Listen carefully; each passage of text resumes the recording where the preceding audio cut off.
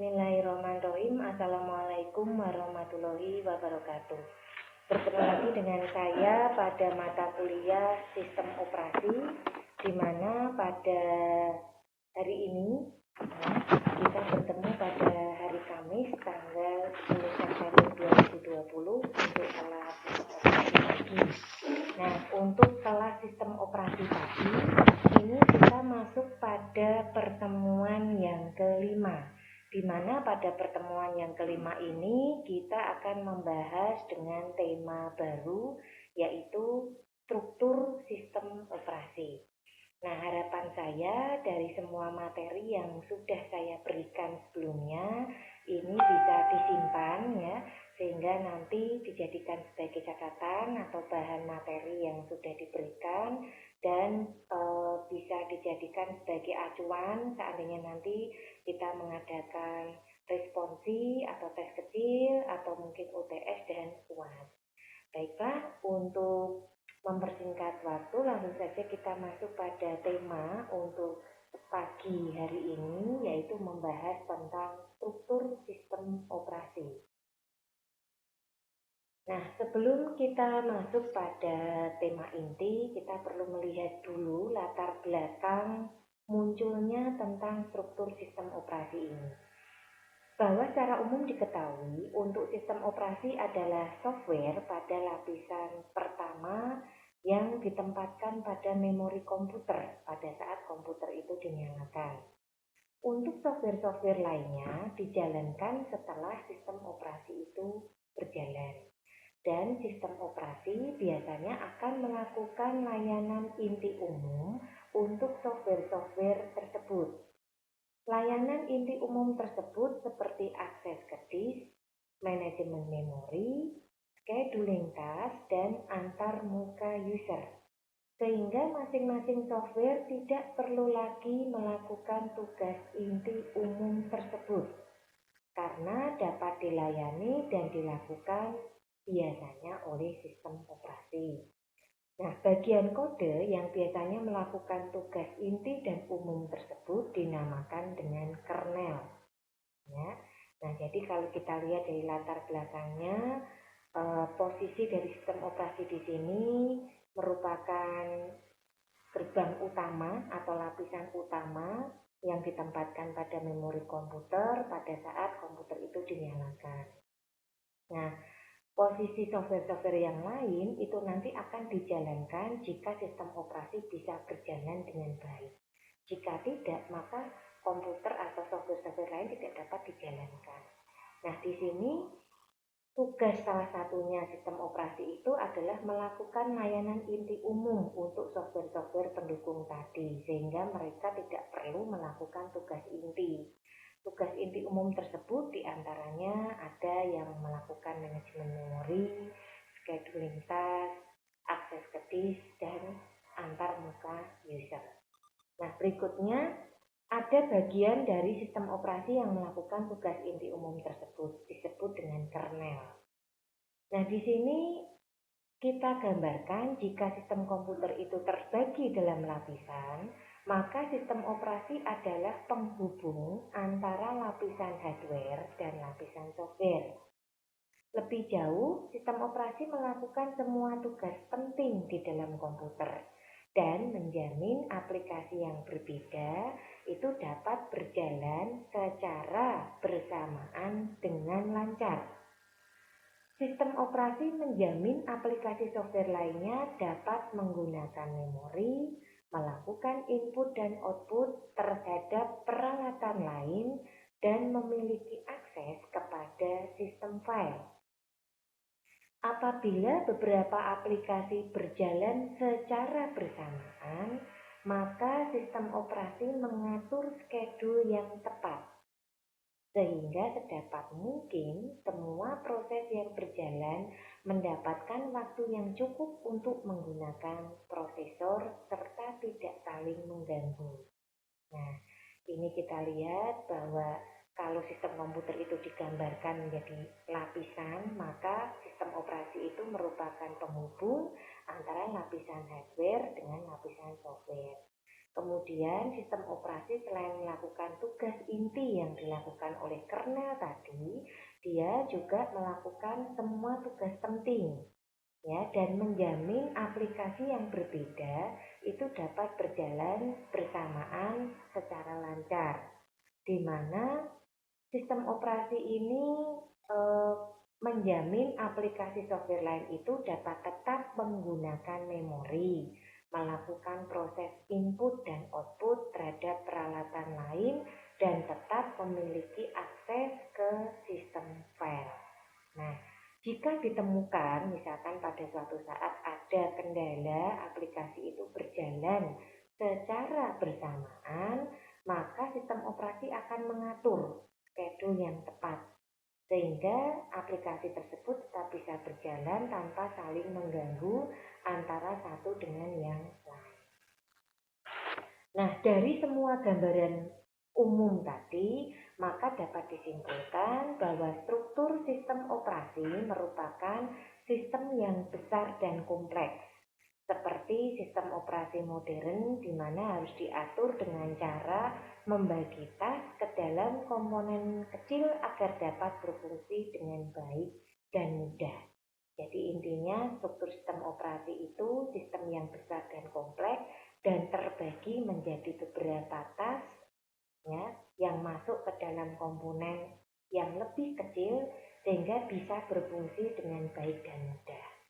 Nah, berikut ini adalah struktur dari sistem operasi, yaitu ada struktur sederhana, ada layer sistem, ada kernel mikro, ada modus, ada virtual machine, ada client server model, dan ada sistem berorientasi objek. Kurang lebih ada 7 struktur sistem operasi.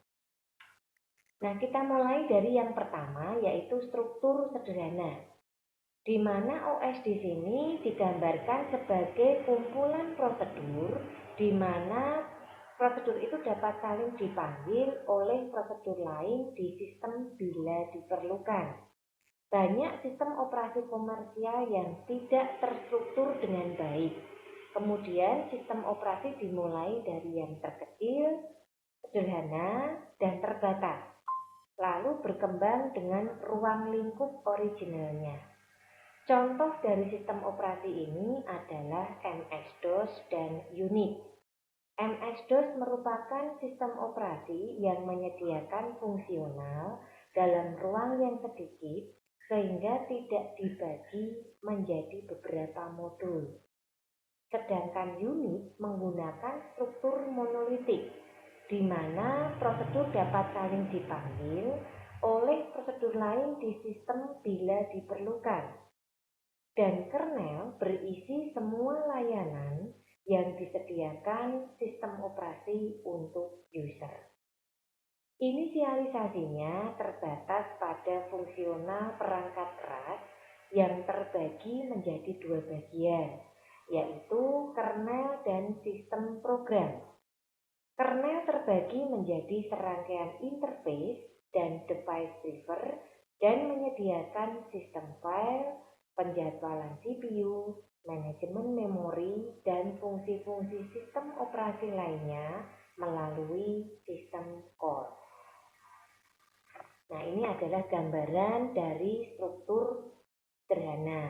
Dicontohkan sistem operasi MS-DOS dan Unix, di mana memang pada MS-DOS ini dia menyediakan ruang yang sedikit sehingga tidak dibagi, ya. Kalau kita ingin mengerjakan beberapa aplikasi harus menunggu aplikasi yang pertama bekerja dulu sesuai dengan urutan. Nah, sedangkan untuk sistem operasi Unix ini dia sudah menggunakan model struktur monolitik, ya, di mana prosedur itu dapat saling dipanggil oleh prosedur yang lain jika diperlukan. Dan kernel berisi semua layanan yang disediakan sistem operasi untuk user. Nah, sekarang kita akan melihat kelebihan dan kekurangan dari struktur sederhana ini. Untuk kelebihannya, layanan dapat dilakukan sangat cepat Ya, karena hanya terdapat di satu ruang alamat saja. Jika sudah selesai, lanjut ke aplikasi yang lainnya. Tentunya ini sesuai dengan urutan. Nah, kekurangan dari struktur sederhana di sini itu ada 5. Yang pertama, pengujian dan pengbilangan kesalahan itu sulit karena tidak dapat dipisahkan dan dilokalisasi. Ya, jadi kalau ada kesalahan ya tetap ada di alamat tersebut sehingga harus diselesaikan dulu sampai tuntas. Kemudian yang kedua, sulit dalam menyediakan fasilitas pengamanan. Ya, kemudian yang ketiga, merupakan pemborosan. Bila setiap komputer harus menjalankan kernel monolitik sangat besar, sementara sebenarnya tidak memerlukan seluruh layanan yang disediakan kernel. Ya, ini sih maksudnya untuk melengkapi ya, tapi tidak semua sistem itu menggunakan fungsional yang disediakan oleh kernel monolitik ini, sehingga efeknya menjadi boros. Kemudian yang keempat, tidak fleksibel, gak kaku ya. Kemudian yang kelima, kesalahan pemrograman satu bagian dari kernel itu bisa menyebabkan matinya seluruh sistem. Ini fatal sekali jika salah satu aplikasi itu ada error, itu bisa saja error tersebut akan memicu matinya seluruh sistem sehingga tidak bisa dijalankan. Nah, berikutnya kita masuk pada layer sistem. Sistem operasi dibentuk secara hierarki berdasarkan lapisan-lapisan, di mana lapisan-lapisan bawah itu memberikan layanan terhadap lapisan atasnya.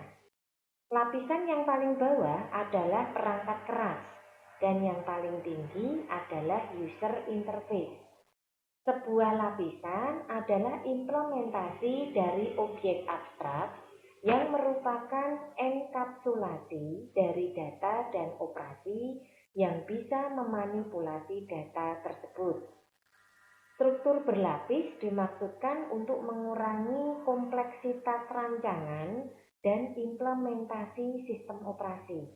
Jadi ada tujuannya kenapa dibentuk layer sistem tadi. Tiap lapisan memiliki fungsional dan antarmuka masukan keluaran antara dua lapisan bersebelahan yang terdefinisi dengan baik. Nah, kalau dilihat dari layer sistem ini terbagi menjadi lapisan-lapisan, di mana lapisan bawah itu akan memberikan layanan kepada lapisan yang lebih atas. Nah, dicontohkan di sini biasanya lapisan paling bawah itu adalah perangkat keras dan yang paling atas adalah user interface. Tujuannya dibuat struktur berlapis ini biar mengurangi kompleksitas rancangan dan implementasinya dari sistem operasi. Nah, itu tadi dari layer sistem. Nah, di sini ada pandangan tentang pembagian sistem terlapis menurut pakar yang bernama Tenenbaum dan Woodhull. Nah, di sini mereka memiliki pandangan untuk layer sistem itu terbagi menjadi 6. Ya. Nah, di sini ada lapis 5, ada lapis 4, lapis 3, lapis 2, lapis 1, dan lapis 0. Nah, sekarang kita akan bahas satu persatu. Untuk yang paling atas yaitu lapis 5, disebut dengan the operator. Nah, berfungsi sebagai bagian yang digunakan untuk user operator. Kemudian lapis 4 itu user program, berfungsi untuk aplikasi program user. Kemudian lapis 3 atau I/O management itu berfungsi untuk menyederhanakan akses I/O pada level atas. Sedangkan lapis 2 yaitu operator communication. Ini berfungsi untuk mengatur komunikasi antar proses. Lapis 1, Memory and DRAM Management, berfungsi untuk mengatur alokasi ruang memori atau DRAM magnetik. Lapis 0, Processor Allocation and Multiprogramming, berfungsi untuk mengatur alokasi pemroses dan switching, multiprogramming, dan pengaturan prosesor. Nah, ini adalah 6 lapisan atau 6 layer menurut para pakar, yaitu Tenenbaum dan Wuthall. Nah, di sini ada lapis 0, lapis 1, 2, 3, 4 sampai dengan 5 dengan fungsinya masing-masing. Nah, sekarang secara umum lapisan sistem operasi itu terbagi menjadi 4, yaitu lapisan perangkat keras yang lebih berhubungan kepada perancang sistem, kemudian lapisan sistem operasi yang lebih berhubungan kepada programmer, kemudian lapisan kelengkapan yang lebih berhubungan kepada programmer juga, dan lapisan program aplikasi yang lebih berhubungan kepada pengguna aplikasi komputer. Nah, ini adalah layer sistem operasi secara umum. Nah, sekarang kita akan melihat kelebihan dan kekurangan dari layer sistem. Untuk kelebihannya ada 2. Yang pertama, memiliki rancangan modular, yaitu sistem dibagi menjadi beberapa modul dan tiap modul dirancang secara independen. Bagus sekali ya untuk sistem yang ini. Kemudian yang kedua, pendekatan berlapis, menyederhanakan rancangan, spesifikasi, dan implementasi sistem operasi. Sedangkan kekurangannya, ya, fungsi sistem operasi diberikan ke tiap lapisan secara berhati-hati dengan maksud supaya tidak ada permasalahan di kemudian hari pada saat dijalankan ya. Apalagi ini sudah dibagi per modul, ya tentunya disesuaikan fungsinya sesuai dengan sikon ya, situasi kondisi di layer-layer tersebut. Nah, contohnya sistem operasi yang menggunakan pendekatan berlapis adalah The yang dibuat oleh Dijkstra dan mahasiswanya serta sistem operasi Multics. Ini contoh dari OS yang menggunakan struktur layer sistem. Nah, berikutnya kita masuk pada kernel mikro. Metode struktur ini adalah menghilangkan komponen yang tidak diperlukan dari kernel dan mengimplementasikannya sebagai sistem dan program level user. Hal ini akan menghasilkan kernel yang kecil. Fungsi utama dari jenis ini adalah menyediakan fasilitas komunikasi antara program klien dan bermacam pelayanan yang berjalan pada ruang user. Ya, jadi kernel mikro ini dia lebih simpel karena ukurannya juga lebih kecil, ya, dan dia menghilangkan komponen yang tidak diperlukan serta mengimplementasikannya sebagai sistem dan program level user. Ya. Nah, di sini ada kelebihan dan kekurangan dari kernel mikro. Untuk kelebihannya, yang pertama, kemudahan dalam memperluas sistem operasi. Nah, karena dia sudah dibuat dalam format yang lebih kecil, sehingga untuk memperluas sistem operasi itu lebih mudah. Kemudian yang kedua, mudah untuk diubah ke bentuk arsitektur baru. Biasanya kalau mikro, ukuran yang lebih kecil, mau dibuat format apapun itu tidak ada masalah ya. Kemudian yang ketiga, kode yang kecil dan lebih aman. Ini lebih praktis intinya untuk munculnya struktur kernel mikro. Kemudian kekurangannya, ternyata ada kekurangan. Kinerja akan berkurang selagi bertambahnya fungsi yang digunakan. Jadi tadi kan sudah dikurangi banyak nih bagian komponen yang tidak diperlukan, hanya fungsi yang dipakai saja. Tetapi jika fungsi yang dipakai tadi itu terus bertambah, maka ini akan memperlambat kinerja ya dari kernel mikro tersebut. Contoh sistem operasi yang menggunakan metode ini adalah Tru64, Unix, dan Mac OS X serta KNX. Ini adalah contoh-contohnya. Kemudian yang keempat itu adalah modul, di mana kernel mempunyai komponen inti yang terkumpul dan secara dinamis terhubung pada penambahan layanan selama waktu booting, waktu berjalan ya. sehingga strateginya menggunakan pemanggilan modul secara dinamis atau yang dikenal dengan istilah loadable kernel modules. Umumnya sudah diimplementasikan oleh sistem operasi modern seperti Solaris, Linux, dan Mac OS X.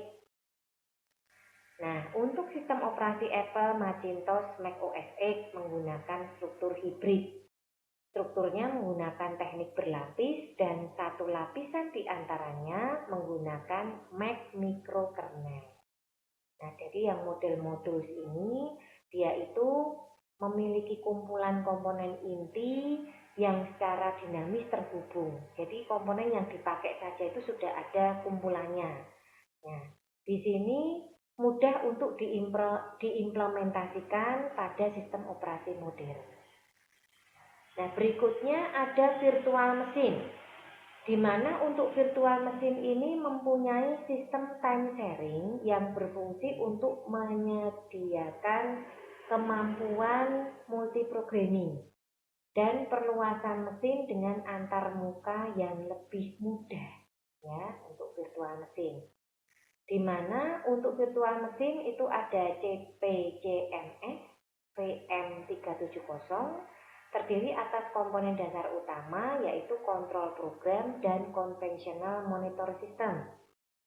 Untuk kontrol program di sini virtual mesin monitor yang mengatur fungsi dari prosesor, ya, memori dan piranti input-output. Komponen ini berhubungan langsung dengan perangkat keras. Sedangkan untuk conventional monitor system yaitu sistem operasi sederhana yang mengatur fungsi dari proses, pengelolaan informasi, dan pengelolaan piranti. Adapun kelebihan dan kekurangan dari virtual mesin, untuk kelebihannya, 1. Konsep mesin virtual menyediakan proteksi yang lengkap untuk sumber daya sistem, sehingga masing-masing mesin virtual dipisahkan mesin virtual yang lain, karena sudah saling melengkapi ya. Masing-masing mesin itu sudah ada kelengkapan sumber dayanya sendiri. Kemudian isolasi ini tidak memperbolehkan pembagian sumber daya secara langsung. Dan ini kelebihannya. Jadi aman ya. Kemudian yang kedua, sistem mesin virtual adalah mesin yang sempurna untuk riset dan pengembangan sistem operasi. Pengembangan sistem dikerjakan pada mesin virtual, termasuk di dalamnya mesin fisik dan tidak mengganggu operasi sistem yang normal. Nah, sedangkan kekurangan dari virtual mesin di sini, konsep mesin virtual sangat sulit untuk diimplementasikan sesuai kebutuhan dan duplikasi yang tepat pada mesin yang sebenarnya. Jadi penerapannya agak sulit ya. Contohnya untuk sistem operasi MS Windows NT itu dapat menjalankan aplikasi untuk MS-DOS, OS2, mode teks, dan aplikasi Win16. IBM mengembangkan Wabi untuk mengemulasikan Win32 API, sehingga sistem operasi yang menjalankan Wabi dapat menjalankan aplikasi untuk MS Windows. Para pengembang Linux membuat dosemu untuk menjalankan aplikasi DOS pada sistem operasi Linux, Wine untuk menjalankan aplikasi MS Windows. VMware merupakan aplikasi komersial yang mengabstraksikan perangkat keras Intel 8086 menjadi virtual mesin dan dapat menjalankan beberapa sistem operasi lain atau yang dikenal dengan istilah guest operating system di dalam sistem operasi MS Windows atau Linux host operating system. VirtualBox merupakan salah satu aplikasi jenis yang sifatnya open source. Ini adalah contoh dari virtual mesin tadi. Nah, berikutnya yang keenam yaitu client server model. Mengimplementasikan sebagian besar fungsi sistem operasi pada user mode. Sistem operasi merupakan kumpulan proses dengan proses dikategorikan sebagai server dan client. yaitu server itu adalah proses yang menyediakan layanan, sedangkan klien adalah proses yang memerlukan atau meminta layanan. Proses klien yang memerlukan layanan nanti akan mengirimkan pesan ke server dan menanti pesan jawaban. Proses server setelah melakukan tugas yang diminta akan mengirimkan hasil dalam bentuk pesan jawaban ke proses klien. Server hanya menanggapi permintaan klien dan tidak memulai dengan percakapan klien.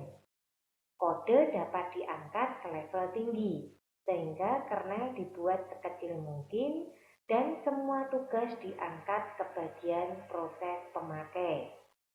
Kernel hanya mengatur komunikasi antara klien dan server.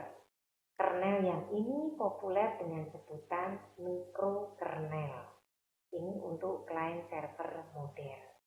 Nah, adapun kelebihan dan kekurangan dari klien server model. Untuk kelebihannya, satu, pengembangan dapat dilakukan secara modular, jadi terpisah ya. Kemudian yang kedua, kesalahan atau bug di satu subsistem diimplementasikan sebagai satu proses, tidak merusak subsistem yang lain, sehingga tidak mengakibatkan satu sistem itu mati secara keseluruhan. Kemudian yang ketiga, mudah diadaptasi untuk sistem tersebar. Berikutnya kekurangan dari klien server model. Satu, layanan dilakukan lambat karena harus melalui pertukaran pesan. Yang kedua, pertukaran pesan dapat menjadi bottleneck. Kemudian yang ketiga, tidak semua tugas dapat dijalankan di tingkat pemakai. Nah, ini harus menjadi perhatian tersendiri ya, karena dengan adanya pertukaran pesan tadi itu ternyata dapat menyebabkan satu sikon yang disebut dengan bottleneck dan tidak semua tugas itu juga dapat dijalankan. Nah, makanya ini harus betul-betul dilihat betul ya apa yang nanti akan dikomunikasikan pada pertukaran pesan tersebut. Tetapi untuk proses pengembangan intinya lebih mudah karena satu kesalahan tidak akan mempengaruhi satu sistem itu mati secara keseluruhan. Nah, kemudian kita masuk pada sistem struktur yang ketujuh, yaitu sistem berorientasi objek. Sistem operasi merealisasikan layanan sebagai kumpulan proses, ya, di mana pendekatan lain implementasi layanan adalah sebagai objek. Sistem operasi yang distrukturkan menggunakan objek disebut sistem operasi berorientasi objek.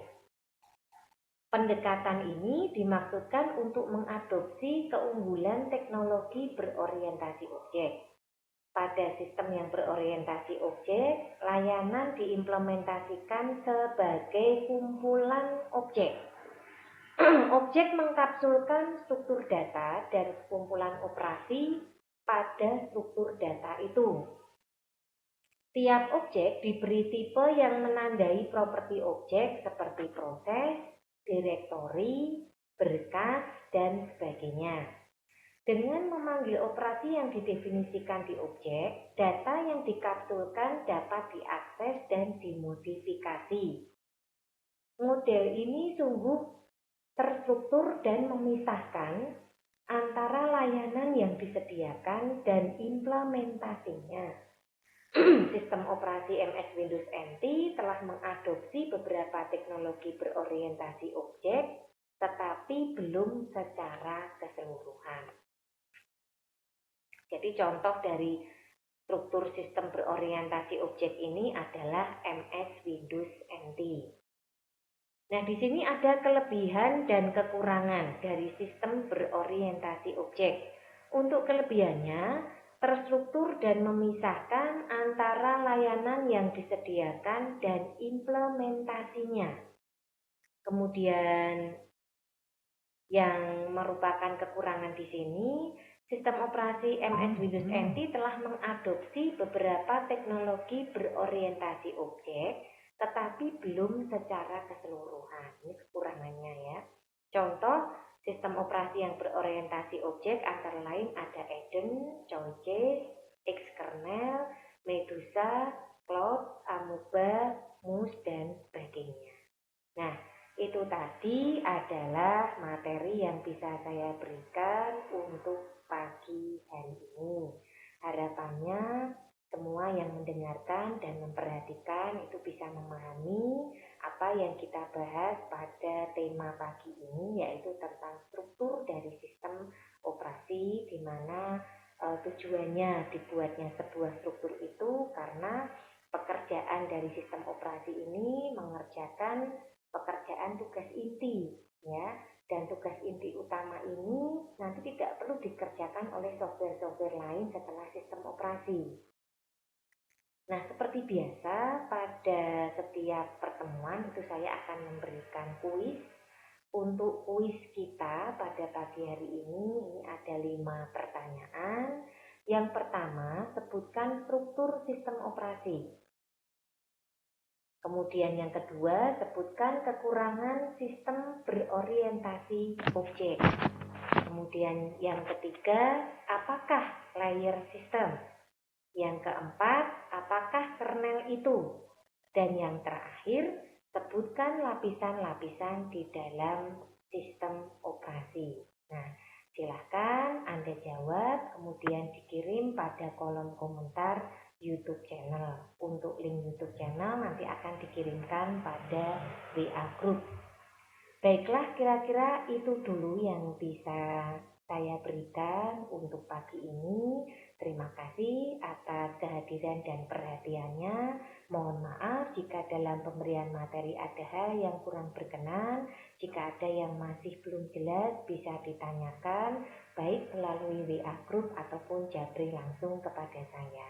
Akhir kata, wassalamualaikum warahmatullahi wabarakatuh.